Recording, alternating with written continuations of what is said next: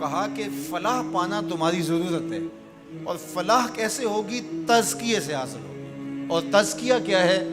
تزکیہ تمہارے باطن کی ستھرائی کا نام ہے، اندر کی پاکیزگی کا نام ہے، تمہارے دامن کی عفت کا نام ہے، تمہارے خیالوں اور سوچوں کی طہارت کا نام ہے، تمہارے طرز معاشرت کی خوبصورتی کا نام ہے، تمہارے انداز حیات کی ندرت کا نام ہے، تمہاری زندگی کا جمال تزکیہ ہے، خوبصورتی تزکیہ ہے۔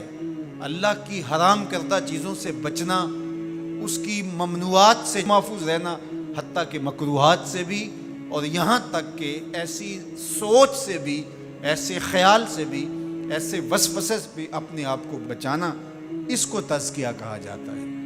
اور اللہ تعالیٰ جل شانہ نے یہاں ارشاد فرمایا قد افلح من تزکا، جس نے اپنے اندر کو ستھرا کر لیا۔ باہر تو مل مل کے سارے ہی دھوتے ہیں، لباس پہ بھی سلوٹ نہیں پڑنے دیتے، اور اپنے بدن پہ ایک ریزہ مٹی کا بھی پڑ جائے تو وہ بھی جھاڑتے ہیں۔ کہا یہ بھی اچھی بات ہے، اسلام ستھرائی کا دین ہے، صفائی کا دین ہے، لیکن اس سے کہیں زیادہ اہمیت ہمارے باطن کی صفائی کی ہے، ہمارے اندر کے ستھرا ہونے کی ہے۔ تزکیہ مقصود ہے۔ اب یہ تزکیہ کس طرح ہم حاصل کریں؟ ایک تو اسی آیت کریمہ میں ارشاد فرمایا فذکر اسم ربہ، اپنے رب کا نام ذکر کیا، نام پکارا، یعنی ذکر الہی یہ حصول تزکیہ کا سبب ہوا۔ فصلی، اور دوسری بات ارشاد فرمائی نماز۔ تو یہ تزکیے کا نتیجہ بھی ہے کہ بندگی یہ بندے کا مزاج ہوگا، اور دوسرا یہ ہے کہ اگر یہ تم حاصل کرنا چاہو تو پھر تمہیں اس عمل سے بھی گزرنا پڑے گا، اور اللہ کا ذکر تمہارے اندر کے زنگ اتارے گا۔ تو جب دل کا زنگ اترا تو دل مزکہ ہو گیا، دل کو تزکیے کی دولت نصیب ہو گئی۔ اور دوسرے مقام پہ اللہ کے محبوب علیہ الصلوۃ والسلام نے دل کے زنگ اتارنے کا جو ایک نسخہ ارشاد فرمایا وہ یہ ہے کہ دل کا زنگ قرآن مجید کی تلاوت سے اترتا ہے۔ اب ذرا دیکھیے قرآن مجید میں بھی اس پر بڑی خوبصورتی کے ساتھ ارشاد فرمایا گیا۔ حضرت ابراہیم علیہ السلام کی جو دعا ہے ربنا وابعث فیہم رسولا، ابراہیم علیہ السلام اللہ کے گھر کی تعمیر کر چکنے کے بعد عرض گزار ہوتے ہیں کہ مالک تیرے گھر کی تعمیر کی، یقیناً تو اس کا بہتر صلہ عطا فرمائے گا، تو اپنی جناب سے جو اجر اور صلہ عطا فرمانا چاہتا ہے اس میں سے میری چاہت یہ ہے کہ تو وہ رسول برحق مبعوث کر دے جو ان پر تیری آیات کی تلاوت کرے۔ اور اس دعا کا ذکر اللہ تعالیٰ نے قرآن مجید میں کیا، اور جس مقام پہ دعا کی اس مقام کو بھی محفوظ رکھا۔ واتخذوا من مقام ابراہیم مصلی، کہا اس کو جائے نماز بنا لو۔ آپ نے حج یا عمرے کی سعادت پائی ہو تو وہاں مطاف سے تو ہر رکاوٹ اٹھائی جاتی ہے کہ طواف کرنے والوں کو کوئی دقت نہ ہو، اور یہاں یہ پتھر نصب کیا ہوا ہے، یا اللہ تیرے گھر کے سامنے یہ پتھر تو نے تو پتھروں سے دور ہٹایا تھا، لیکن اس پتھر کے نیڑے آ کے سجدہ کرنے کی تھی۔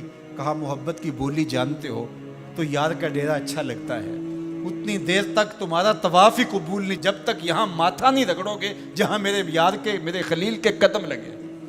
اب وہاں پیشانی رگڑائی جا رہی ہے اور وہاں ماتھا رگڑا جا رہا ہے۔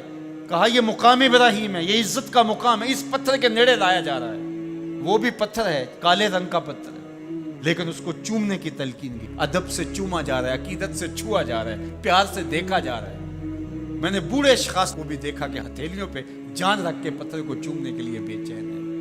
اکلوتے بیٹے کو چومنے کے لیے ماں کی وہ تڑپ نہیں ہوتی جو اس پتھر کو چومنے کے لیے کلیجے کے اندر بےتابی اور ایک بے چینی اور اضطراب ہوتا ہے، مجھے ایک بوسہ میسر آ جائے۔ یہ تڑپ کیوں؟ یہ راز حضرت عمر نے کھولا۔